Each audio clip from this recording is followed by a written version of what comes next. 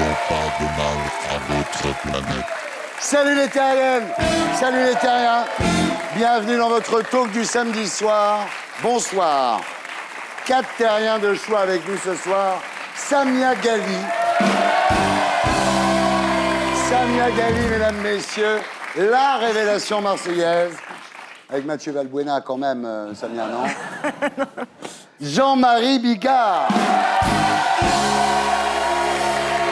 Jean-Marie Bigard, bonsoir. Bonsoir. Vous êtes ici ce soir pour répondre à tous ceux qui vous trouvent un tout petit peu vulgaire et vous leur répondez d'aller se faire enculer à sec avec du gravier. À peu près, oui. Exactement. Yvan Attal. Yvan Attal, mesdames, messieurs. Celui à cause de qui, à Hollywood, Al Pacino est surnommé le Yvan Attal américain. Et Malik Bentala. Alors, Malik, vous êtes humoriste dont tout le monde parle. On vous a découvert dans le Jamel Comedy Club, un petit peu comme on avait découvert Jean-Marie dans la classe, sauf qu'aujourd'hui, le Jamel Comedy Club dans une salle de classe, c'est pas crédible. En P3, après le zapping et Gaspard Proust, nous accueillerons notre terrien du samedi 20h. Ce soir, Françoise Contreau, qui a 68 ans, vient de faire la connaissance de son père, un GI américain, pendant la Seconde Guerre mondiale. Voilà, nous sommes ensemble sur Terre, jusqu'à 20h25, avec les gréements de fortune.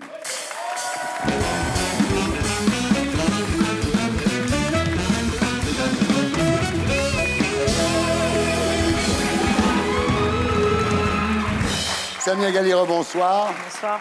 Vous êtes sénatrice des Bouches-du-Rhône et maire du 8e secteur de Marseille. Vous êtes la seule maire socialiste d'un secteur à Marseille. Et jusqu'à maintenant, vous n'avez jamais perdu une élection. C'est vrai. Jamais. L'avantage avec vous, en plus, c'est qu'on est sûr que vous n'allez pas retourner votre veste. Ah non, ça parce c'est que, sûr. regardez, ce genre de veste, on ne peut pas la retourner. C'est pas possible. Et puis, là, on dirait un peu le blouson de Malik Bentala a été acheté au même endroit. C'est un blouson qu'il faut l'arroser, il y a des plantes dessus. C'est un blouson du Sud aussi. Il faut qu'on arrose le matin, ouais. Ouais. Alors, j'aime aussi beaucoup, Samia, le petit au tigre. Ah, et ça, c'est génial. Ah, c'est bien. Ah, vous connaissez mieux. Ouais, Marseillais. Ouais, les Marseillais. Cette photo. Vous avez pris où cette photo? C'était en boîte, ça. C'est pas aux chandelles, ça? Ouais. Donc, la gauche a perdu les municipales. En même temps, si la gauche avait gagné, les Français seraient cons comme des balais, quand même, non? Franchement. Non, il y a des maires quand même qui ont perdu, pourtant qui ont beaucoup travaillé. Croyez-moi. Ouais. Alors, vous étiez en tête aux primaires PS à Marseille. Au premier tour. Et finalement, ils ont préféré Menucci. Je comprends pas pourquoi. En général, tout le monde se rallie autour de la personne qui est premier, non? Normalement, oui. Voilà, j'avais gagné le premier tour avec 1000 voix. Les autres candidats ont préféré tous s'allier avec le deuxième sur ordre. Ouais. Et donc, ça a servi à quoi, alors, les primaires? Ben, Bah, rien, à parce qu'ils ont faire pas que- respecté. C'est-à-dire, c'est ça, tu gagnes, mais t'as perdu. quoi, Voilà, c'est ça voilà. Et puis vous trouvez Gaudin sympa quand même. Vous avez dit en parlant de Gaudin, il a de l'humour, il a de l'esprit, c'est un Rému moderne, c'est vrai. C'est vrai, je le trouve sympa, je l'apprécie en tant que personne. Après, je ne partage pas la politique qui mène à Marseille, mais pour Ouais. autant, ça ne m'empêche pas de l'apprécier à titre Il est marrant. en tant qu'homme. Oui, franchement, Ça c'est quelqu'un qui est... Alors Menucci a perdu donc, et votre pote Guérini, lui, il est obligé de quitter le PS, dis donc. Ça vous fait de la peine? C'était sa décision, Ouais. je n'ai pas de commentaires à y faire. Non mais c'est marrant parce que lui, donc, il est obligé de partir, alors que Balkany a été réélu pour 6 ans avec sursis. C'est quand même extraordinaire. Enfin, bon. Donc vous avez réussi à rester maire du 8e secteur. Le 8e secteur, c'est celui où il y a les poubelles, les roms ou les dealers? Les trois à la fois. Et le mec, la Ravier, alors il est juste à côté de chez vous, là. Vous qui aviez demandé l'intervention de l'armée à Marseille, faites bombarder son secteur. Non, parce qu'il y a des gens sympathiques dans Ouais. son secteur, donc je vais les préserver quand même. Ouais, Voilà. ouais. On va faire de la résistance. Alors, gros problème de sécurité à Marseille, évidemment, parce que les policiers tirent encore plus mal que les joueurs de l'OM, quoi. Faut reconnaître qu'on a eu quelques policiers supplémentaires et depuis, Ouais. faut reconnaître que les choses se sont apaisées. C'est vrai, on entend moins parler de Kalachnikov. Et tant mieux, on va pas se plaindre. Oui, en même temps, on parlait de l'OM. Heureusement qu'il y a l'OM, hein, parce que c'est important pour Marseille. Vous la connaissez, la propriétaire Margarita Louis Dreyfus, non? Non, pas particulièrement. C'est marrant, cette gonzesse, elle est milliardaire, elle a un nom de pizza. Margarita. Mais je pourrais pas. Bon. Donc il y a eu le remaniement, là. Oui.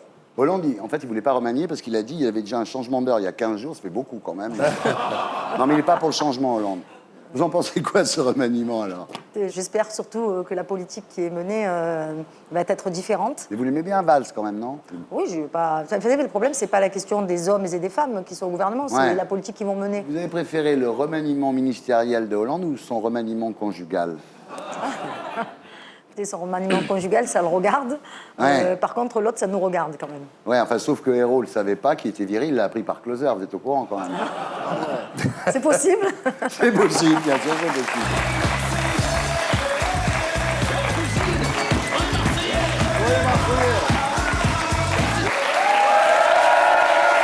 Malik Bentala, rebonsoir. Alors vous êtes humoriste dans la grande tradition de ces Arabes marrants comme Jamel Debbouze, Mustapha El Atrassi, Tariq Ramadan. Très marrant. Télérama vous adore. De toute façon, Télérama, dès qu'un Arabe n'est pas terroriste, il l'adore. Alors ça s'appelle Malik Bentala se la raconte. Et on va voir tout de suite à quoi ça ressemble. Classe, au bout de 2 minutes de flûte, mec, ma classe avait déjà roulé un joint avec la flûte.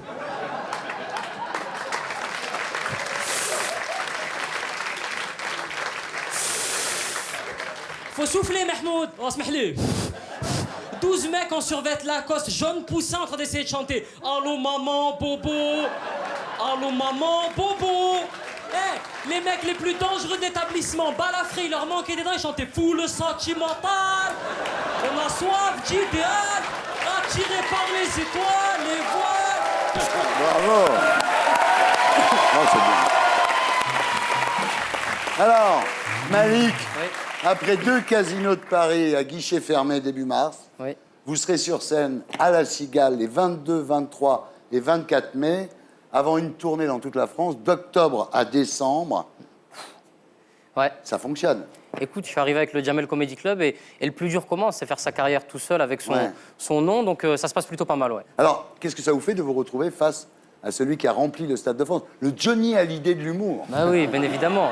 Non, mais d'autant plus que moi, je suis arrivé, j'ai joué la première fois que je jouais de ma vie, c'était au point virgule. Ouais. Et il a le record, Jean-Marie, de nombre de spectateurs au point virgule. Donc c'était la référence. Et toi, le soir, t'arrives, tu dis, je suis à combien? Il dit, c'était à 40. Je dis, d'accord, ok. Bah, je vais aller bosser chez Feu Vert. Jean-Marie, vous auriez un conseil à donner à Malik, à part soutenir Sarkozy, bien sûr? Non. De continuer vraiment comme ça, il est super efficace et tout. Ouais, ça marche, hein. Ouais. Ouais. Vas-y, à fond. Merci, mon pote. Vraie- Merci une vraie beaucoup. nature. Merci. Alors, Malik, il y a eu 4 rencontres décisives dans votre vie. Oui. Il y a eu Alex Lutz d'abord. Exact. Vous faites un bid au point virgule et lui, il vient vous voir après. Il vous dit j'aimerais bosser avec toi. Vous dites c'est pas possible, il veut me pécho. Quoi. Ouais, bah, Alex, il a changé ma vie. C'est la personne qui a le plus compté pour moi parce que je suis parti au point virgule faire une audition. Je suis monté sur scène, j'ai fait mais n'importe quoi, nul, zéro. Et Alex Lutz, à la fin, il va me dire j'ai adoré. Je dis mais lui, c'est un homosexuel. Ouais. Et il me dit non, j'insiste vraiment, j'aimerais beaucoup qu'on se revoie pour C'est bosser bien. ensemble. Ouais, c'est un génie. Hein. Et franchement, il m'a sauvé la vie, ouais. Je dis le spectacle d'Alex Lutz qui est absolument génial, que tout le monde doit aller voir. C'est extraordinaire. Vraiment. Alors, ensuite, après Alex Lutz, il y a Jamel. Ouais. Alors là, vous remplacez un pote malade. Et bizarrement, ce soir-là, Jamel vient au Comedy Club. Et au moment où je monte sur scène, Jamel arrive.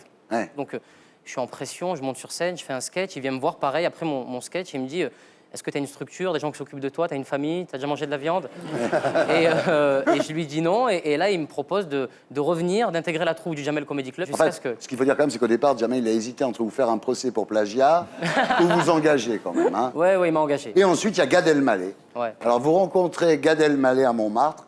Il cherchait une banque qui répondrait en moins de 3 jours. Et moi, je rêve d'une banque, mais qui ferait des pubs moins merdiques, personnellement. Je l'ai rencontré à Montmartre par hasard, je vais le voir, je lui dis j'aime beaucoup ce que tu fais, je suis un fan, tout ça. Et il me dit, est-ce que tu habites à Montmartre? Je lui réponds non, mais ça fait classe de se promener à Montmartre. J'adore. Ça fait parisien, quoi. Et là, il éclate de rire, il me dit tu fais quoi demain? Je dis je vais être là à Montmartre, je vais marcher. Il me dit viens faire ma première partie. Il n'avait rien vu, il ne me connaissait pas. Et le lendemain, je me retrouve au Palais des Sports devant 4000 personnes à faire la première partie. Il avait appelé Jamel. À mon avis, il y a eu un appel masqué. On appelle masqué. Et qui fait ta première partie maintenant? Gad. Oui. Et alors maintenant, on vous voit beaucoup aussi dans le Arthur Comedy Club.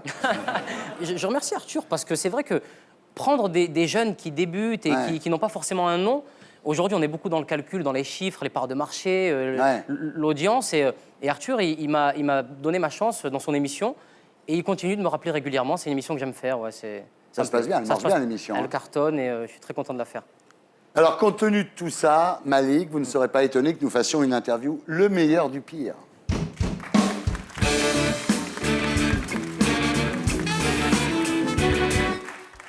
Quand on grandit dans le Gard, qu'est-ce qui est pire? Être arabe ou être fan du PSG? Vu les propriétaires du PSG, je pense que la question s'annule aujourd'hui. Oui. hein. Qu'est-ce qui est pire, faire la première partie de Jamel ou la première partie de Gad? Ah voilà, c'est la deuxième partie de Laurent Gérard. Je pense que c'est le pire, ça. Ouais. Qu'est-ce qui est pire, bosser avec Morandini ou écouter Morandini? Avoir les dents de Jean-Marc Morandini. Ah oui. Ça, c'est le pire. C'est de la panna cotta qu'il a. Qu'est-ce qui est le pire? La pub de Gad Elmaleh pour la banque ou la pub de Jean-Marie Bigard pour les fenêtres? Non, fais comme s'il n'était pas là. T'es pas hein. là, Jean-Marie? Bon, la pub de Jean-Marie pour la banque, qui va faire la semaine Ouais, prochaine? d'accord. Non. Qu'est-ce qui est le pire, Nadine Morano ou Christine Boutin? Oh, purée. Là, tu me demandes de choisir entre la ministre du bal des pompiers et la ministre du mariage entre cousins. Les deux, pour moi, sont pires, franchement. Les deux et ouais. sont bien. Qu'est-ce qui est pire, Marine Le Pen ou Marion Maréchal Le Pen? Marion Marine, Jean-Marie Maréchal Le Pen. Eux, c'est les pires. Ouais. Et moi, je suis originaire du sud, d'Avignon. Quand je redescends, les gens me disent on aime beaucoup ce que tu fais, c'est top et tout, mais je peux pas m'empêcher de les imaginer dans l'isoloir. Il va rentrer chez lui. Tu vois, c'est tout de suite. Alors Jean-Marie Bigard, bonsoir. Vous êtes ici ce soir pour annoncer Bigard fête ses 60 ans, le 23 mai, donc au Grand Rex de Paris. Oui. Ça sera également une formidable occasion de tordre le cou à toutes ces rumeurs qui disent qu'en fait Jean-Marie Bigard n'a jamais existé. Ouais, exactement. Alors, vous avez déclaré, au sujet du 11 septembre, les avions utilisés volent toujours. Non, non. Je quitte l'émission le 11 septembre. Non, pourquoi tu fais ça? Si. Et vous avez déclaré, c'était un missile dans le Pentagone, c'était pas un avion, c'était sur Europe 1 en septembre 2008. Non, voilà. Vous regrettez de l'avoir dit, Donc, mais ne voilà. dites pas que vous l'avez jamais dit. Oui, bien sûr. Donc, ça n'est pas mon boulot de parler de ça et j'aurais jamais dû le faire. Voilà. Là, c'est ma réponse. Ça vous a coûté cher. Pas mal. Ouais. Un autre engagement, Jean-Marie, qui vous a coûté cher, c'est Nicolas Sarkozy. Au départ, avec Sarkozy, ça a commencé par un dîner Place Beauvau quand il était ministre de l'Intérieur. Vous avez dîné là-bas avec Laurent Baffy. Oui, absolument. Et puis, voilà, à un moment, on m'a dit, tiens, si tu venais au meeting de Bercy, voilà. ça serait Et bien. voilà. Et moi, je pensais que c'était le bon candidat. Et donc, j'y suis allé. Mais ça aussi, c'est une connerie. Il ne faut pas le faire. Vous avez eu que des emmerdes avec cette histoire de Que Sarkozy. des emmerdements. Comme Kadhafi. Ah, oui, Vous avez déclaré la politique c'est caca. c'est caca, oui. Je regrette mon soutien et je ferai plus jamais ça. Non, plus jamais. Vous confirmez que c'est plus facile d'être vulgaire que sarkozyste en France. Oui, bien sûr. D'autant d'ailleurs que même si un mec est élu avec 54% des voix, après dans la rue, il faut surtout pas en parler. T'as l'impression que plus personne n'a voté pour lui. Bien entendu. C'est quoi qui vous a coûté le plus cher? Pas croire au 11 septembre ou croire à Sarkozy?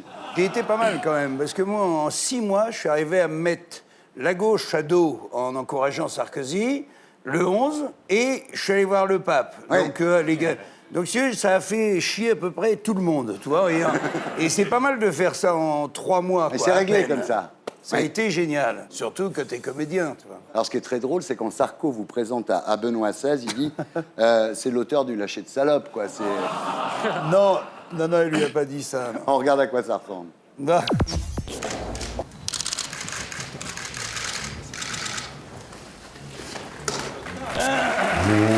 Poil de cul sur ma savonnette et ça pollue toute ma planète. Vous lui avez C'est- chanté ça au pape? Non, j'ai pas chanté. J'ai pas eu le temps de lui dire qu'il y avait des préservatifs parfumés, qu'il fallait essayer Ouais. tout ça. Mais par contre, la grosse rigolade, Sarkozy il a une main sur Saint-Père, une main sur moi, c'est quand même sympa. Ouais. Et il me dit, c'est un gros donateur, c'est un homme de Dieu, me présente, il fait tout un fromage. À un moment, il lui dit, c'est un homme qui a rempli le Stade de France et il fait rire les gens, mais d'une manière, tu vois. Et là, je vois tout le dictionnaire passer dans les yeux du. Il se reprend, il dit, il les fait rire très Franchement. Non, mais ce qui est incroyable, en fait, c'est que pendant tout ça, le pape, vous dites, hoche la tête comme un chien à l'arrière d'une voiture. Il s'en Oui, branle. tu sais, il fait comme Ouais. ça. Ouais, faut dire que c'était Benoît XVI en même temps. Hein. Oui. Celui qu'on a maintenant aurait été plus sympa. Ah, celui qu'on a maintenant, il est Il est génial. formidable. Ouais. Génial. Ouais. Ah, vous croyez en Dieu? Oui. Mais vous croyez qu'il y a plus de preuves pour Dieu que pour le 11 septembre, alors? Non, non, Dieu est à l'intérieur de nous. On a tout intérêt à se servir de l'amour qu'il nous donne pour le redonner aux autres. Ça, c'est sûr. Quoi qu'il en soit, Jean-Marie, vous resterez comme l'humoriste qui a fait rire le Stade de France. Oui. Enfin, il y avait Christophe Dugarry aussi, mais lui, il ne le faisait pas exprès, quoi. Ouais. 50 000 spectateurs. dis donc. 52 000, pauvre enculé. On regarde à quoi ça ressemble. Les deux Yorkshire, Ghislaine et Apollon, arrachez-moi ce rocher. Ouah.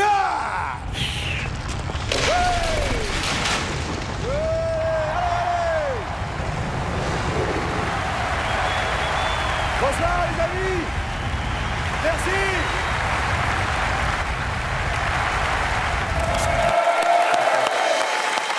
Ça restera, hein. Alors, vous fêtez vos 60 ans, donc, au Grand Rex, le 23 mai, dans 150 cinémas. En même temps, oui. En même temps, le même soir. Comme cadeau, vous voulez quoi? De l'argent ou des applaudissements? Non, écoute, le cadeau, ce serait de battre le record du Stade de France. Ouais. Pourquoi pas de faire plus de 52 000 Ouais. spectateurs en même temps. C'est une extension du spectacle vivant. Ouais. Et quel bonheur de voir le cinéma qui rend hommage au spectacle vivant, Ouais. en fait. Ça sera entre 12 et 15 euros. Et chaque place, 1 euro pour les bouchons. 1 euro pour mes Je petits le bouchons connais comme si je d'amour. l'avais fait. On regarde à quoi ça risque de ressembler. Vous pointez au restaurant, n'importe où en France. Hein. Vous arrivez, le garçon, il vous dit « c'est pour dîner ?» Et vous répondez « non, c'est pour faire un... » Je suis en colère. Je suis allé en boîte hier. Ils avaient fait un lâcher de salope, c'était de l'élevage, dis donc. Vous connaissez mon côté sportif, hein. Moi, j'ai même pas sorti le fusil de l'étui. Hein. Oh, bah, j'ai tout de suite vu que c'était de l'élevage. Hein. Attends, bah, tu t'approchais d'elle, elle se sauvait pas.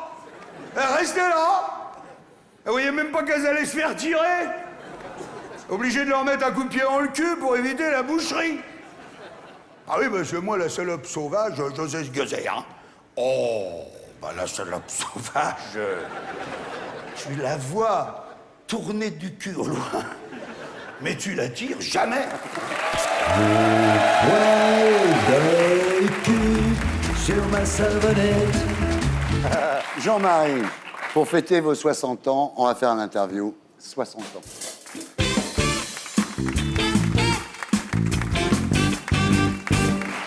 Est-ce que, comme tous les mecs de 60 ans, vous avez la pression chaque fois que vous rentrez dans un lit? Ah non, j'ai aucune pression. Bah attends, j'ai une petite poupée adorable. Même si j'ai pas envie de baiser, il faut y aller quand même, tu vois, parce que... Ah oui, tu peux pas lutter. Comme tous les mecs de 60 ans, vous avez la trouille de mourir, Jean-Marie?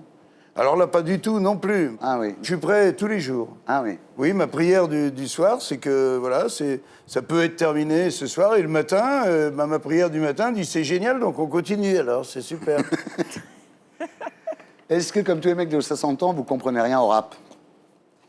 Je m'y mets parce que j'ai une femme qui a 28 ans de moins Ouais, que moi. ouais. Et donc, je suis obligé, Booba, section d'assaut. Bien, bien. Est-ce que, comme tous les mecs de 60 ans, vous me faites un petit pet de temps en temps quand même? Eh ben, je suis pas pétard du tout. Ah ouais. Non.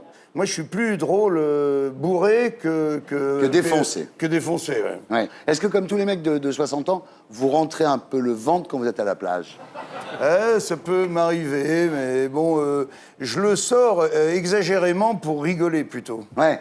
Ouais, alors, Ouais. vous savez, toutes les filles qui ont dormi là, elles sont pas revenues parce qu'elles avaient des trucs à faire, mais... Est-ce que, comme tous les mecs de 60 ans, vous regardez les chiffres et les lettres l'après-midi? Non.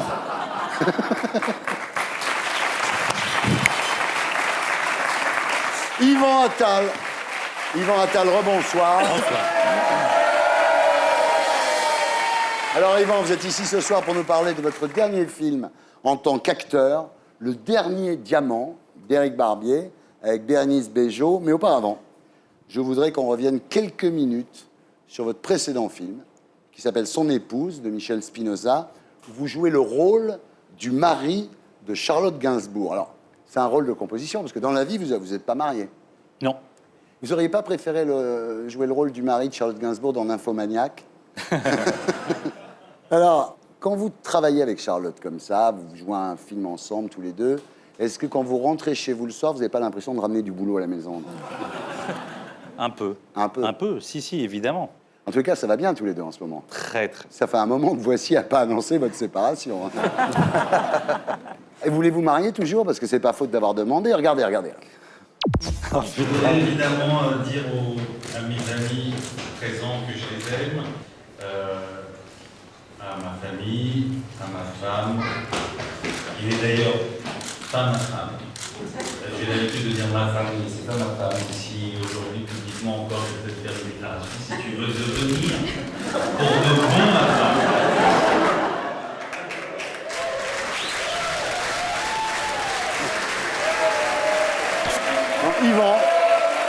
Yvan a demandé Charlotte en mariage. C'était à l'heure du mariage pour tous, je me suis dit pourquoi pas moi. Voilà. Quoi, voilà. Vous n'êtes toujours pas mariés. C'est normal, en même temps, ça fait que 22 ans que vous êtes ensemble. Il ne faut pas précipiter les choses, Yvan. Il faut attendre de bien se connaître. Ça va passer. Il y a un moment où il va s'arrêter. D'ailleurs, Charlotte a déclaré dans Marie-Claire, vous l'avez lu, ça? Non, j'ai pas lu. Moi, je vous le dis. Elle a dit, je suis pas sûr qu'on va le faire.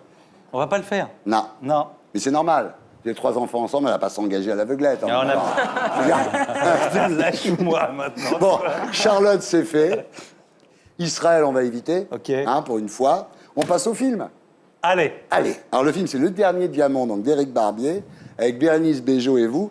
Elle est comment dans le cinéma parlant, Bérénice Bejo? Elle est super, elle a une voix très très agréable. Ah, Je ne connaissais c'est pas marrant. sa voix, justement. Alors, le pitch, c'est l'histoire de Simon, qui est un cambrioleur en liberté surveillé et qui accepte de monter sur le plus gros coup de sa vie, le vol d'un diamant, un diamant mythique qui existe. Hein, Qui a existé, qui est là. Le Florentin. Qui est là, voilà, je l'ai ramené. Ah, d'accord. Il est très beau. Est-ce qu'on peut faire un... Il est lourd. C'est une copie du vrai Florentin. Il vaut rien celui-là, t'inquiète pas. Encore que. Non, c'est un diamant qui a vraiment existé, qui a une vraie histoire. C'est un peu comme le Yukon Kun du Cornion. Voilà. Alors, pour piquer le diamant, vous devez vous rapprocher de Bérénice Bejo, qui est experte en diamant. Oui, je tombe amoureux d'elle. Mais je dois la trahir en même temps et la voler en même temps. Et voilà. C'est un grand dilemme. C'est en salle mercredi, hein. Et tout de suite, on va regarder à quoi ça ressemble. J'ai appris que vous aviez perdu votre mère à peu près au même âge que moi. Non. On va prendre un dessert quelque part?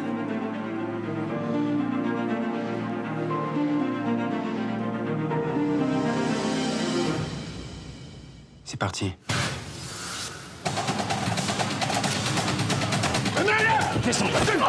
Lieutenant Fauré, vous êtes en train de subir un vol organisé. Monsieur, vous vous trompez, cet homme travaille avec moi. Simon, mais dis-lui! Je sais que vous avez couché avec ce type. Mais est-ce qu'il y a d'autres choses pour lesquelles vous étiez consentante? C'est pas possible. Tu savais rien? Non, je savais. Tu savais, mais tu peux, espèce de salaud! Arrête! Je suis comme toi aujourd'hui, j'ai tout T'es pas comme moi, tu seras jamais comme moi.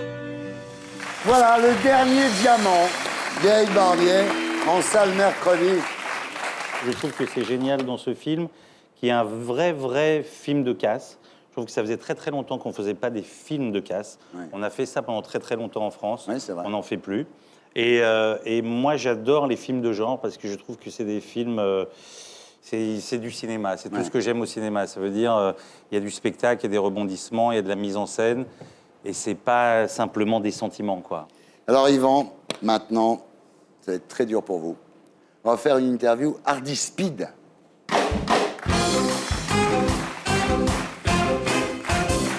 Ça veut dire... Ça veut dire qu'il faut répondre le plus vite possible. Ça vous énerve quand vous confondez avec qui? Diffental. À chaque fois, taxi, je suis pas dans taxi. Est-ce que vous êtes fier de votre parcours? Il y a pire. Votre plus mauvais film, c'est lequel? Un film anglais, The Criminal. Ouais. Je joue un serial killer homosexuel, j'étais terrible. Vous pensez à quoi quand vous pensez à rien? Je comprends pas cette question du tout. Qu'est-ce que vous n'aimez pas chez vous? Mes mollets. Votre pire erreur de jeunesse? Non, alors je vais être sérieux. Ouais. Je crois de ne pas avoir profité assez de mon père. C'est histoire de plomber un peu l'émission. Mais... c'est vrai. La dernière drogue que vous ayez prise? Un grand vin. Un concert de jazz. Vous avez fait de la chirurgie esthétique déjà? Non. Vous avez quoi à l'œil, là? Alors, J'ai eu une tumeur dans la gorge. On m'a opéré, on m'a abîmé un petit nerf, le nerf sympathique, qui tient la paupière, et ma paupière est tombée. Ouais, c'est pas mal. Ça et à l'oreille, vous avez quoi? Un cul. Ouais. Est-ce que les films porno vous excitent? Ouais. Est-ce que vous avez déjà mesuré votre sexe? Oui. Et alors? J'ai mesuré. J'ai la même que la tienne, la sienne. Ah non. Est-ce que vous avez déjà eu une relation homosexuelle? Non. Est-ce que ça paye bien le cinéma? De moins en moins. Ouais. Est-ce que vous croyez en Dieu? Quand j'ai besoin de lui. Est-ce qu'il y a des trucs que vous refusez de faire au lit? Non, je fais tout. Non, enfin, dans la limite de mon orientation sexuelle. Bien entendu. De manger au lit. J'aime pas manger au lit. Fini. Et voilà. On passe maintenant au dossier de la semaine avec l'édito de Blacko. Et c'est Mathias Girel qui signe la préface du livre Golden Holocaust, la conspiration des industriels du tabac, que nous retrouverons sur ce plateau après le magnéto. Ce soir, nous poserons la question: les industriels du tabac ont-ils commis un crime contre l'humanité?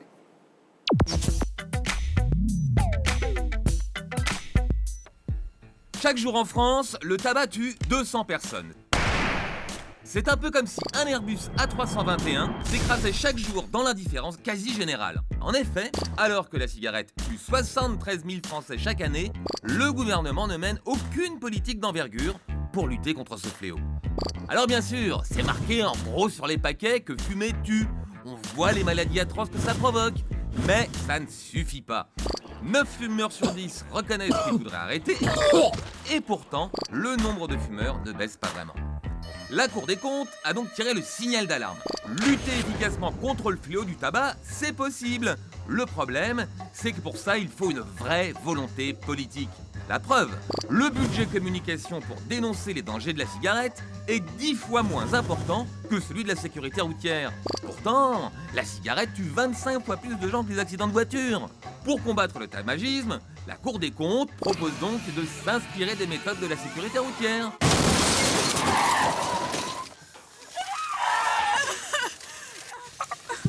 Ah, c'est sûr que c'est choquant, mais ça marche.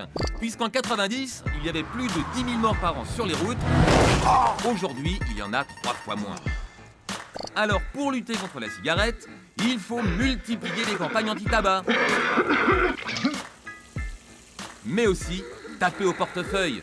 Ça veut dire augmenter le prix des cigarettes, comme en Grande-Bretagne, où le paquet est vendu en moyenne 10 €, mais aussi coller beaucoup plus d'amendes à ceux qui fument dans les lieux publics, mais aussi aux buralistes qui vendent parfois des cigarettes aux mineurs. Dans le fond, c'est quand même beaucoup plus facile d'inverser la courbe des morts du tabac que celle du chômage. Simplement pour ça, il faudrait que les politiques soient indépendants de l'industrie du tabac. Or, ce n'est pas forcément le cas, comme l'a montré Élise Lucet en interrompant un déjeuner entre députés et lobby du tabac. Ça vous pose pas de problème? Là, ça vous pose pas de problème? Dégagez, c'est pas notre problème. Au revoir. Dans son livre Golden Holocaust, le professeur Proctor démontre que tout au long de l'histoire, l'industrie du tabac a corrompu la justice, les scientifiques, même les artistes. Alors, pourquoi pas les politiques? Voilà, c'était l'édito de Blacko, mise en image de Julien Grappe. Bravo. Alors Mathias Girel, bonsoir. Bonsoir. Vous êtes professeur à l'École normale supérieure et vous signez la préface de l'édition française du livre Événement Golden Holocaust. Bienvenue parmi nous, Mathias. Merci. Alors l'auteur du livre, lui, c'est Robert Proctor, qui est professeur d'histoire des sciences à l'université de Stanford. Et il a exploité les millions de pages saisies lors des différentes procédures judiciaires contre les industriels du tabac ces 30 dernières années. En gros, il y a 3 conspirations dans le livre. La première, c'est la manière dont l'industrie du tabac a presque réussi à rendre l'épidémie invisible. 6 millions de morts par an, 72 000 par an en France. La deuxième, c'est la manière dont elle a presque réussi à nous faire croire que des cigarettes, c'était du tabac roulé dans une feuille de papier. Il y a un siècle de recherche technologique là derrière pour maîtriser l'addiction à la nicotine. Et la troisième conspiration qui a presque réussi, c'est qu'effectivement, quand ils ont eu les premiers gros procès dans les années 80, ils ont essayé d'inonder les juges fédéraux sous des camions entiers de papier, de paperasse, et pour essayer de dissimuler leurs responsabilités. Et c'était sans compter des historiens comme Proctor ou les archivistes de la justice qui ont retrouvé dedans des mémos complètement accablants. Ouais, alors, chaque année, le tabac tue plus que le paludisme, plus le sida, plus la guerre, plus le terrorisme. Chaque année, le tabac tue 5,5 millions de gens. C'est l'invention la plus meurtrière de l'histoire de l'humanité. Alors, en fait, il y a eu des études qui ont été faites qui s'appellent les Tobacco Documents. Alors, les Tobacco Documents, c'est les archives internes à l'origine secrète et maintenant publique de l'industrie du tabac, qui ont commencé à être saisies dans les années 80. Et à partir des années 2000, il y a eu un décret qui a ordonné qu'elles soient mises publiquement sur Internet. Au départ, dans les premiers procès, c'était quelques 7 millions de pages. Aujourd'hui, c'est 80 millions de pages qui portent sur tous les aspects, à la fois de la confection du produit, de la communication à son sujet, de la manière dont on va infiltrer le sponsoring du sport, payer de la recherche, sponsoriser de la recherche, mettre des historiens des sciences sous contrôle, sous la coupe de l'industrie du tabac. Oui, alors ce qui est dingue, c'est qu'en fait, ils ont complètement infiltré l'Organisation mondiale de la santé grâce à des scientifiques achetés. Et en fait, on a découvert qu'il y avait une coalition internationale de chercheurs au service du tabac. Oui, tout à fait. C'est-à-dire qu'une des découvertes assez précoces de l'industrie du tabac, qui a compris très tôt que son produit causait des cancers, ils le savent depuis... 1950. Oui, depuis 1950, il y a vraiment des preuves expérimentales. Du lien entre tabac et cancer du poumon. Il y a des preuves qui reposent sur des expérimentations animales, sur des séries statistiques. Ouais. Ils ont des preuves, tout le monde s'y intéresse parce qu'à l'époque, personne ne sait exactement qui est responsable. Ça aurait pu être le papier qu'il y a autour du tabac. Donc il se trouve que le tabac est principalement responsable. Et suite à ça, effectivement, pendant 40-50 ans, ils vont essayer de dissimuler leur responsabilité dans ce lien de causalité. Oui, parce qu'ils s'en aperçoivent en 1950, mais en 1953, il y a une réunion au Plaza à New York de tous les patrons de l'industrie du tabac qui décident de maintenir le doute et ensuite de lancer des recherches leurs. Des fausses pistes. Oui. Il y a un mémo qui est tout à fait accablant de ces années-là, dans lequel un communicant interne du tabac dit « Notre produit, c'est le doute ». On va vendre des cigarettes, mais en fait, si on veut continuer à les vendre, il faut arriver à vendre du doute sur la dangerosité du produit. Et pour ça, eh bien, on va payer de la recherche qui ne sert à rien, puisqu'il va y avoir énormément d'enquêtes sur les causes virales, les causes génétiques de certains cancers, sur le lien avec la fatigue, la calvitie, le mois de naissance dans l'année, mais quasiment aucune preuve qui ait fait progresser la cancérologie ou l'étude des causes du tabac. Alors, ce qui est dingue, c'est qu'il faudra attendre 1964 pour que les autorités sanitaires commencent à communiquer sur le lien entre tabac et cancer du poumon. Ça fait 14 ans après qu'on s'en soit aperçu, on est bien d'accord, hein ? Oui, c'est le rapport du ministre de la Santé des États-Unis qui prend la position publiquement. Et de fait, ça pose la question de la responsabilité, parce que toutes les cigarettes qui ont été fumées en trop pendant ces 10 ans, eh bien effectivement, ces 10 ans qui ont été perdus. En fait, ce qu'on découvre aussi en lisant ce bouquin, c'est comment les cigarettiers ont tout fait pour rendre les cigarettes plus facilement inhalables et moins irritantes. Ils mettent de l'ammoniac, ils mettent du sucre, ils mettent du miel, ils mettent du chocolat. À l'origine, si vous allez cueillir du tabac et que vous le roulez dans du papier, vous n'arriverez pas à le fumer, la fumée est trop âcre. Et il faut une certaine manière de le faire sécher, qui a été découverte au 19e siècle, le séchage à chaud, qui change légèrement l'acidité du tabac et de la fumée et qui permet de l'inhaler. Parce que si on n'inhale pas la fumée, il n'y a pas de nicotine qui descend dans les poumons et il n'y a pas d'addiction. C'est-à-dire que vous ne pouvez pas vendre le produit après. C'est un Leur élément but, c'est très important. d'addicter les gens. C'est des dealers, en fait, qui te font cadeau de la première dose et qui après t'en vendent. C'est exactement pareil, sauf que c'est à un niveau mondial, avec des milliards de dollars. Et alors, ce qui est très bizarre dans la cigarette, en fait, c'est que c'est pas une drogue récréative. On n'en prend pas pour être bien, on en prend pour pas être mal. Alors, ils sont obligés de faire du marketing. C'est comme ça qu'il y a eu le fameux Cowboy Marlboro. Donc, d'un seul coup, ça devient super de fumer. Sauf que, ce qu'il faut savoir, évidemment, c'est que la plupart des gens qui ont joué le Cowboy Marlboro sont morts d'un cancer du poumon. Ça, c'est prouvé. Hein. Et ils finissent tout seuls parce que ça agit sur l'érection beaucoup. Oui, en plus. Et puis, il y a le cinéma aussi. Ça, c'est un truc très important. C'est-à-dire qu'en fait, il y avait Humphrey Bogart qui fumait, tout le monde trouvait ça génial. Et eux, ils ont travaillé, les attachés de presse, les impresaries du cinéma hollywoodien, pour que les stars fument et que donc les gens comme moi, on ait envie de ressembler aux stars et donc on fume, quoi. Ouais. Effectivement, il y a des études très précises et qui montrent l'efficacité de la présence de la cigarette au cinéma. Et d'ailleurs, il n'y a pas forcément de corrélation entre le nombre de cigarettes fumées au cinéma et ce qu'on fumait dans la société à ce moment-là. Notamment, on estime qu'il n'y a aucune société, aucune civilisation au monde qui a fumé autant que dans le film Grease, par exemple, où les gens fument absolument sans arrêt. Bah, Yvan, tu fumes dans le film, toi? Beaucoup, oui. D'ailleurs, je fumais tellement dans le film que ça a été radical. Je me suis arrêté le lendemain. Ah, c'est à cause du film. Ça vous a, c'est une chance. Ça vous a gavé. Je fumais pratiquement 3 paquets de cigarettes par jour. C'est beaucoup, ça. Bah oui, mais il y avait tellement de plans dans le film, il fallait être raccord. Tu fumes là, tu traverses, tu machin. C'était une clope au bec tout le temps, donc j'en pouvais plus. Alors, il y a un truc. Alors, c'est pas la faute des cigarettiers, c'est le polonium. En fait, c'est quelque chose que captent les feuilles de tabac. Et l'industrie du tabac mène des enquêtes, découvre ça dans les années 50 et se pose la question de savoir ce qu'il faut faire, puisqu'on a quelque chose de gênant. Laver les feuilles du tabac serait risquer de faire disparaître une partie de la nicotine qui est hydrosoluble, qui se mélange avec l'eau. Récupérer le polonium, c'est compliqué parce que vous devez gérer un produit radioactif. Et donc, le plus simple a été de ne rien dire. Et donc, c'est ce qui fait qu'aujourd'hui encore, vous avez à peu près la même quantité de polonium 210 dans les cigarettes. C'est un sacré bouquin. Hein. Vous avez été fumeuse, Samia? Jamais. Et je vais vous dire, franchement, je suis triste que mon fils fume. Et je lui fais régulièrement la guerre parce que je considère aussi que oui, le tabac, c'est quelque chose d'abord... Il s'appelle comment, votre gosse? Dorian. Si tu nous regardes. Quel âge il a? 23 ans. Ah ouais. T'as fumé, toi? Moi, je fume toujours, oui. Pourquoi? Parce que c'est une question de volonté. Des fois, j'ai pas envie de fumer, j'en rallume une, deux, et ça revient. Ça revient et tout. Il faut s'accrocher, c'est tout. Il faut s'accrocher, c'est comme le vin. Des fois, j'ai pas envie de boire. Et ben, je rebois un verre ou deux et c'est reparti. Le vrai truc, c'est que comme par exemple comme vous n'avez jamais fumé, donc aucun problème. C'est vraiment la communication doit être sur les jeunes. L'idée de jamais fumer est une idée absolument fantastique. C'est surtout sur les jeunes qu'il faudrait faire l'exercice, quoi. On en est où aujourd'hui, alors? L'industrie du tabac, elle s'est très longtemps intéressée à ce qu'elle appelait les fumeurs de remplacement. Parce qu'il faut les remplacer au bout d'un certain temps. Et les fumeurs de remplacement, c'est les 12-18 ans. Et il y a eu une grosse bataille récemment autour d'une directive européenne au sujet des additifs, des aromatisants. Et ça, il ne faut pas se leurrer. Le but, c'est d'arriver à attraper des jeunes, des très jeunes, qui après, de toute façon, seront des consommateurs du tabac. Mathias, merci d'avoir été avec nous. Samia, merci d'avoir été avec nous. Et nous accueillons notre terrien du samedi 20h ce soir, Françoise Contreau. Bonsoir.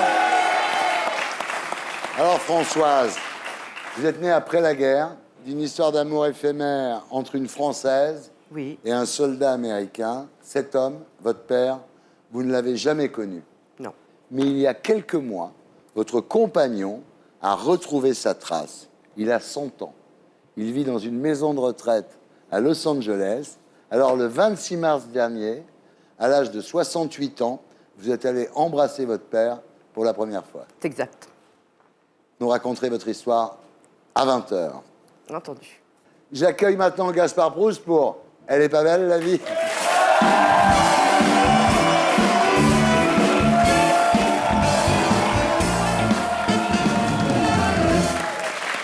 Bonjour, bonsoir. C'est une date particulière, ça fait 2 ans. 2 ans. Que quoi? Que la France est en couple avec Kev Hollande. Ah ouais. Quand c'est bon, ça passe très vite. Hein. C'est fou. Ouais. Après les noces de coton, les noces de cuir, j'ai regardé ça, c'est vrai. Logique qu'il ait mis Ramirez à Matignon, hein, il y a une continuité. Putain, on en a de la chance quand même, on a ce style présidentiel inimitable, cette figure de Mitterrand à qui on aurait greffé le sourire d'Homer Simpson, tu sais. François, vraiment, merci d'être là. Grâce à toi, on se régale. On se régale. Tu payais pas de mine quand t'es arrivé, on n'attendait rien. Tu nous as bluffés. Voilà, comme ça. T'es tellement en avance sur ton temps. Je veux dire, ton prédécesseur, tu vois, ma couille. Enfin, je sais pas si je peux te dire ça. Il a eu besoin de 50 mandats pour faire un chiard à sa cantatrice. Toi, en 2 ans, t'as déjà une maîtresse. Beau gosse. Tu vois? Je veux dire, grâce à toi, enfin un peu de fantaisie en politique. Après le VRP du Karcher, t'as le Salvador Dali de l'Élysée. Je veux dire, mais dès la première année, t'as eu une illumination. Tu t'es dit, à la fin de 2012, la courbe du chômage va s'inverser. C'est un peu comme Moïse qui dit au pharaon, si tu libères pas mon peuple, je t'envoie les cigales, le paludisme et l'intégrale des émissions de Frédéric Lopez. Tu vois? Sauf qu'en disant ça, tu sais bien que Moïse, lui, il avait vraiment un contact avec Dieu, alors que toi, bon, t'as mis 3 mois pour choper le portable de Merkel. Tu vois, c'est un peu... Et une fois que t'as eu le 06 du Panzer à franges, d'un coup, tu remarques que la France a plus de pognon. Ah, c'est con. Et là, tu dis, mais qu'est-ce qui se passe? Bah, pas con. Tu vas direct à la banque, c'est-à-dire au trésor public, tu dis, hey, le distributeur, il déconne, faut augmenter ma limite de découvert. Et là, on dit, ah, c'est pas possible, faut pas rester là, monsieur. Mais toi, tu remarques un bouton, tu dis, c'est quoi? Il dit, ah bah non, malheureux, non, touchez pas ça, c'est un bouton qui pilote l'augmentation déraisonnable des impôts. Et toi? Putain, mais libre comme Kierkegaard, quoi. J'y vais quand même. Coup de maître. Et ça encore, c'est rien. T'as tellement fait de choses classe. Regarde l'écotaxe. Bah, ça a été un succès. T'as réussi à se faire soulever la Bretagne. T'as soulevé la Bretagne. Tu te rends compte? Alors que c'est mission impossible de réveiller un clodo avec 3,5 dans le sang. Enfin, je veux dire...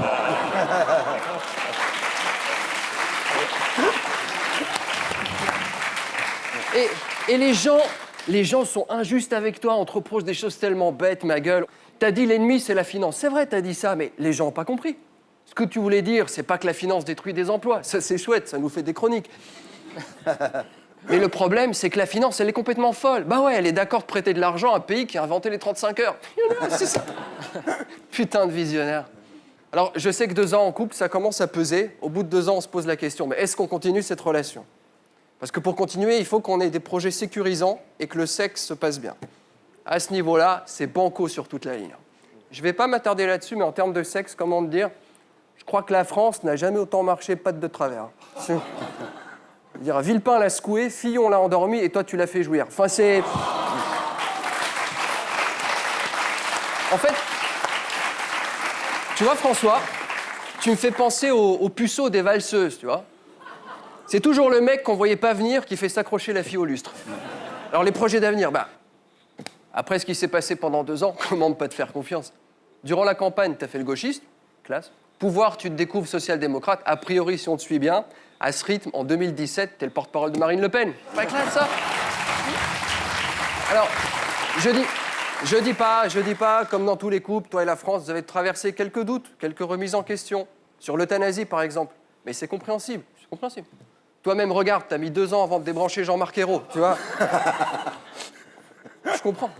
À part ça, quoi d'autre? Parce que l'actualité déroule son fil rouge interminable. Alors, je suis tombé sur une étude sérieuse qui répertorie les 5 regrets les plus communs qu'ont les personnes avant de mourir. Alors, ils disent 5, mais en fait, pour les hommes, il faut compter 4. Parce qu'un des regrets, c'est de ne pas avoir exprimé ses sentiments. Quel amalgame douteux. Non, mais un homme qui exprime ses sentiments, c'est soit un gay, soit un chanteur des enfoirés. Il faut arrêter, monsieur. On n'est pas comme ça, nous. Voilà. Et le premier regret majeur, c'est de s'être trop consacré à son travail. Moi, je dis ça, c'est juste pour les chômeurs qui nous regardent. Relax. Sexualité, parce que c'est parce que Jean-Marie Bigard a là qu'il faut être propre. L'infidélité progresse chez les hommes et chez les femmes. Un homme sur 2 et une femme sur 3 ont été infidèles. Ouais. Ah ouais. Donc il y a plus d'hommes infidèles que de femmes infidèles, mais ça veut aussi dire que pour satisfaire tous ces hommes, les femmes infidèles sont forcément non seulement infidèles à leur mari, mais aussi à leurs amants. Bah oui. Putain, toutes des salopes. Hein. D'hiver, à Nice, une jeune femme tombe par la fenêtre en cherchant du réseau Wi-Fi. Bah, ouais. Bah, je sais pas, enfin, elle a pas beaucoup rigolé, hein, franchement. Enfin, au moins, on s'explique mieux les types qui sont morts chez France Télécom, parce que...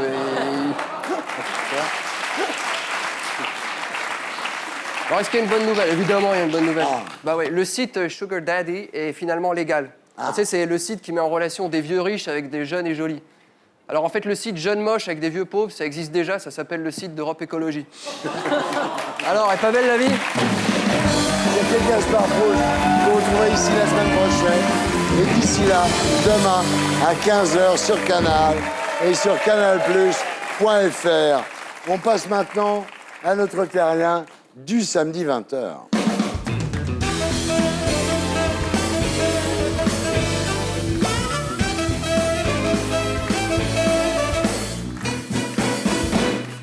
Françoise Contreau, rebonsoir. Bonsoir. Vous êtes né le 11 octobre 1945 à Cherbourg. Oui. Mère secrétaire comptable dans la marine. Oui. Et votre père sergent de l'armée américaine. Exactement. Venu libérer la France. Il s'appelle Robert Joseph Garcia, alias le sergent Garcia, finalement. Alors, le problème, c'est qu'à votre naissance, votre père a déjà quitté la France et vous allez grandir, donc, avec votre mère, votre grand frère et votre grande sœur, nés d'un premier mariage de votre mère. Tout à fait. Alors, durant votre enfance, votre mère ne vous cache pas la vérité. Non, j'ai eu cette chance-là. Hein? Elle vous dit la vérité. Elle vous dit comment, à la mort de son mari, quand la France a été occupée par les Allemands, elle est partie avec ses 2 gosses se réfugier chez une amie à Cherbourg. Exactement. Qui possédait un hôtel. Quand les Allemands finissent par se rendre, Cherbourg devient un port important. Oui. 2 fois plus important que New York à l'époque. Et votre mère devient secrétaire comptable à l'Arsenal. Tout à fait. Parallèlement, elle continue à donner un coup de main à l'ami qui l'avait recueilli dans son hôtel. Oui, pas très longtemps. Et un jour, alors qu'elle est en train d'essuyer des verres derrière le comptoir, oui. un soldat américain s'approche et il lui dit « Laissez, je vais le faire ». Il lui prend le torchon des mains et c'était le début de leur idylle. Ah, et là, c'est le gros coup de foudre mutuel. Hein. Ah oui, oui, oui. Inévitablement, quelques mois plus tard, votre mère tombe enceinte. Garcia est au courant. Il est très heureux de voir le ventre s'arrondir. Donc, il touche le ventre, il dit Oui, c'est oui. mon fils, etc. Oui, oui, tout à fait. Mais en juin 1945, le GI remonte sur son bateau. Il rentre en Amérique sans prévenir votre mère, parce que c'est le secret Non, militaire. il fallait qu'il parte sans prévenir personne. Il n'avait pas le droit de le dire. Non, non. À ce moment-là, votre mère, André, est enceinte de 7 mois de vous, et vous naîtrez donc le 11 octobre 1945. Tout à fait. Alors, de retour aux États-Unis, votre père charge sa sœur d'envoyer des colis à votre mère. Oui. Votre père enverra des colis pendant 7 ans. Oui, mais elle n'en recevra que 2 au départ. Parce que comme elle déménage, Ouais. les colis ne lui sont jamais parvenus. Ouais. Et puis les gens les prennent, parce que c'est vrai qu'à l'époque... C'était 2 périodes très, très difficiles. Hein. Après la guerre, Cherbourg a été complètement détruit, donc c'était dur pour tout le monde. En grandissant, donc vous cherchez à vous fabriquer une image du père, mais vous n'avez qu'une seule photo, en fait. Oui, oui. Et cette photo-là, je l'ai regardée à la loupe, j'ai essayé de voir un petit peu à quoi il ressemblait. Ouais. Alors, votre grand frère et votre grande sœur vous parlent de lui. Surtout Ils mon frère, étaient surtout petits, oui, mais ils l'ont connu. Oui, mon frère avait 6 ans, il a bien connu. Puis il était gentil. Il leur donnait des petites savonnettes, il leur donnait des chocolats. Oui, bah, c'est-à-dire qu'il est gâté parce qu'évidemment, il avait tout ce qu'il fallait dans son équipage, sur son bateau. Il avait des choses à profusion. Et en France, les habitants de Cherbourg et ailleurs, manquaient de tout, quoi. C'est-à-dire que vous, en fait, ça augmente l'amour que vous avez pour votre père parce que votre frère et votre sœur vous disent c'est un mec super. Voilà. Ouais. Maman aussi. Ouais, oui. Elle Votre me mère, l'a- elle l'a jamais jamais critiqué. Hein. Non. Ouais, ouais. Alors le problème, évidemment, c'est que vous saisissez très vite les différences physiques entre vous. Vous avez un peu l'air brésilienne, disons. Voilà, hein. c'est ça. Je suis vraiment le vilain petit canard, surtout l'été. L'été, avec mes cheveux frisés, ma peau bronzée. Ouais. À l'école, on m'appelait la négresse. Heureusement, à l'adolescence, cette différence devient un avantage. J'avais quelques petits atouts qui plaisaient bien, quand même. Donc ça m'a requinqué. Et puis, il faut dire aussi la vérité. L'absence de votre père fait que vous sortez, vous dansez, Voilà, vous amusez, quoi. J'étais hein. libre. Je me disais, bon, ben, j'ai un manque, mais d'un autre côté, bon, ça peut être aussi positif. Et votre mère essaye de vous enfermer à clé dans la chambre, passer par la fenêtre. Ah hein. oui, oui. Et je courais après pour aller danser. Alors, votre vie continue comme ça, sans savoir exactement qui est votre père, enfin, je veux dire, ce qu'il est devenu en tous les cas. Vous ne savez même pas s'il est vivant. Ah en non, fait, hein. absolument pas. Vous faites 2 enfants avec le premier homme de votre vie. Oui, Ensuite, il y a un deuxième homme de votre vie. oui. Et vous refaites encore 2 enfants. Voilà. Mais c'est le troisième qui va tout changer. Eh oui. Le troisième, il s'appelle Yves Gallès. Oui. Et vous lui parlez de votre père dès le premier rendez-vous, parce que ça vous obsède. J'en parlais à tout le monde. Ouais. C'était plus fort que moi. Il fallait que j'explique que j'avais un père qui était latino, américain, et que, voilà, et que je lui ressemblais beaucoup. Ouais. J'avais besoin d'en parler. Bien sûr. Alors là, ce que fait Yves, c'est qu'il se plonge dans les archives pour tenter de retrouver ce père disparu. Voilà, Pourquoi il a fait ça? Par amour. Puis après, il s'est pris au jeu parce que c'était une véritable passion. Il passait c'est une enquête de police après. Des heures et des heures. Oui, tout à fait. C'était un vrai détective. Donc il a passé des heures et des heures à rechercher, à recouper, parce qu'en plus, le patronyme Garcia, c'est un patronyme extrêmement répandu. Il découvre qu'il y a 40 000 Robert Garcia et 100 000 Garcia. Voilà, il ne s'est pas découragé quand même. Hein. C'est vraiment chercher une aiguille dans une meule de foin, là. Il est breton, hein, donc il est persévérant. Ouais, d'accord. Et puis un jour, Yves retrouve cette fameuse lettre de la sœur de Robert. Aline. Hein. Et sur cette lettre-là, il y a une adresse, la maison de famille Albuquerque. Voilà. Donc ça va être la base, parce qu'il va pouvoir faire des rapprochements avec cette... C'est le Garcia d'Albuquerque qui était dans l'armée américaine. Voilà. Hein. Et là, le 21 janvier dernier, vous recevez un courrier d'Albuquerque. Donc, c'est un cousin de votre père. Mais c'est le fils d'Aline, justement, une des sœurs préférées de mon père. Ah ouais. Il avait vu sa mère faire les colis pour l'enfant de Robert en France. Et voilà l'histoire. Donc lui, il a tout de suite su que j'étais véritablement la fille de Robert. Il a, donc ce cousin, vous écrit en disant « Mais votre père est toujours vivant, il a 100 ans, c'est extraordinaire, non ? Oui. Et il vit dans une maison de retraite à Los Angeles. » Et il se porte bien pour un homme de 100 ans. Là, quand vous apprenez ça, votre cœur manque de s'arrêter, là. Oui, ça a été un moment d'émotion extrême.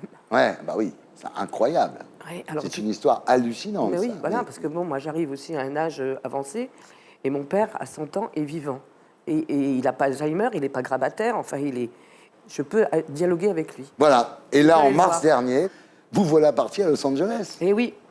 C'est la première fois que vous alliez en Amérique? Ah oui, j'avais jamais été aux États-Unis. Vous arrivez là-bas, donc vous allez dans la maison de retraite? Oui, alors il a fallu le préparer avant, parce que mon cousin Ernest lui avait dit qu'on l'avait retrouvé en France, que sa fille l'avait retrouvé. Et mon père avait dit qu'il était extrêmement content qu'on l'ait retrouvé, extrêmement satisfait.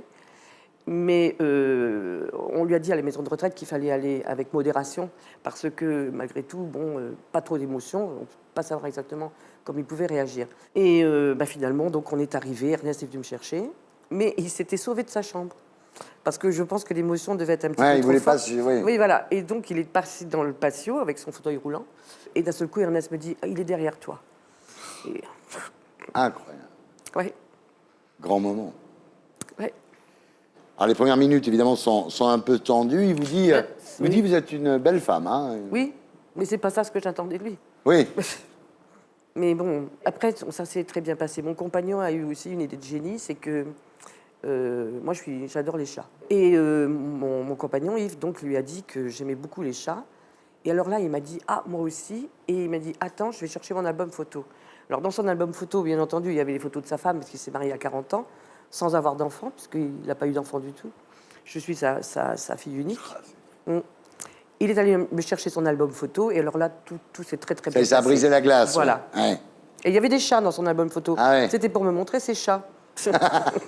Alors, durant ces quelques heures, finalement, passées avec votre père, l'émotion est évidemment immense, on s'en doute, mais il y a des moments marrants. Oui, c'est un homme qui avait beaucoup d'humour. D'ailleurs, il est resté espiègle, parce qu'il m'a parlé français.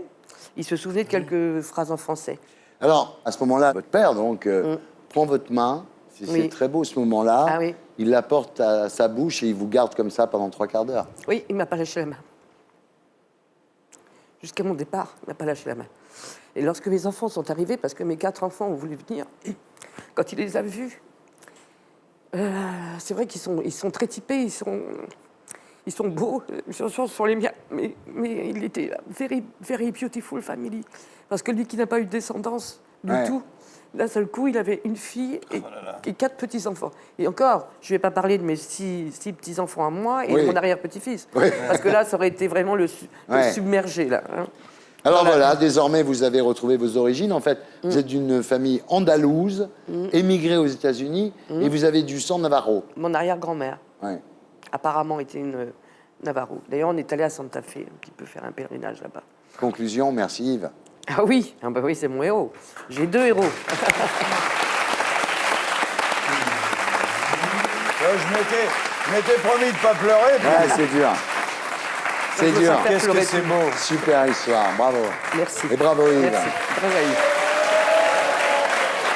Voilà, c'était Salut les Terriens, votre talk du samedi avec Samia Ghali, sénatrice des Bouches-du-Rhône et désormais maire du 8e secteur de Marseille, Jean-Marie Bigard. Bigard fête ses 60 ans au Grand Rex le 23 mai et 150 cinémas dans toute la France. Yvan Attal pour le dernier diamant. Ça sort mercredi, bravo Yvan, merci. Malik Bentala, cela raconte.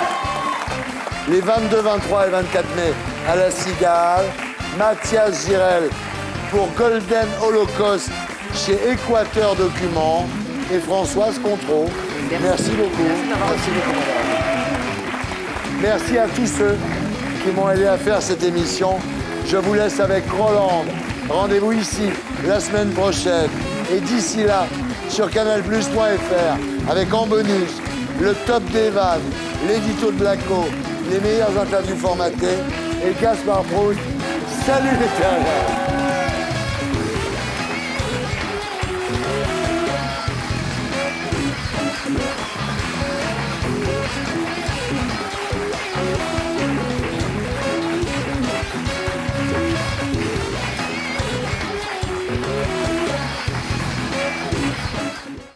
Et pour être sûr de ne rien rater de Inarditube, abonnez-vous et mettez un pouce bleu.